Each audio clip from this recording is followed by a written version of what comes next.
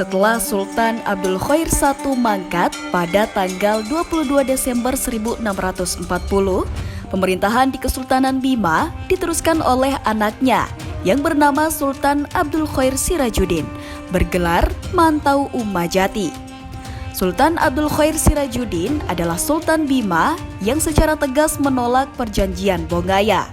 Ia juga merupakan sultan yang mendirikan benteng Asakota pada tahun 1667.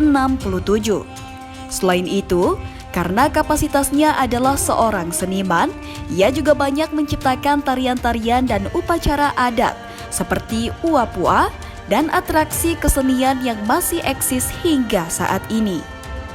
Pada masa pemerintahannya, banyak sekali perubahan yang dilakukan, terutama menyangkut struktur pemerintahan.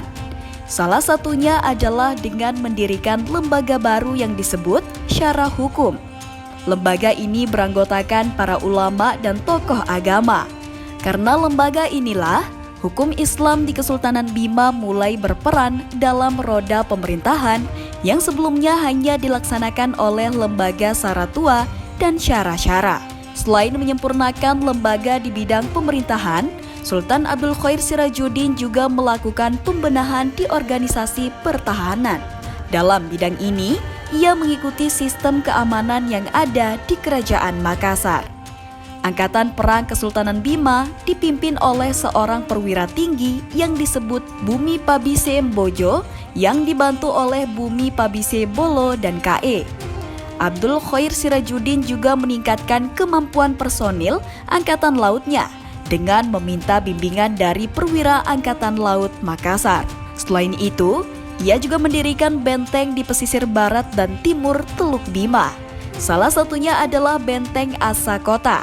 Bersamaan dengan upaya penyempurnaan struktur organisasi pertahanan, keamanan, dan profesionalisme anggota Laskar, Abdul Khair Sirajuddin juga membeli senjata modern seperti meriam dan bedil dari Portugis.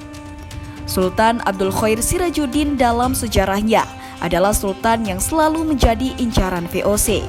Hal itu dikarenakan ia adalah salah satu pemimpin yang menolak perjanjian Bongaya, yaitu sebuah perjanjian yang melibatkan Makassar dengan VOC. Yang mana Bima merupakan bagian dari Makassar terkena dampak oleh perjanjian itu. Sultan Bima kedua ini memerintah sampai tahun 1682. Jasanya untuk Kesultanan Bima sangatlah besar, terutama dalam mengangkat agama Islam sebagai agama resmi Kesultanan Bima. Setelah mangkat, ia kemudian digantikan oleh Sultan Naruddin Abu Bakar Ali Shah yang bergelar Mawa Apaju. Bagaimana kisah Kesultanan Bima di bawah pemerintahan Sultan Nuruddin Abu Bakar Ali Shah? Ikuti terus kisahnya di Infonews ya.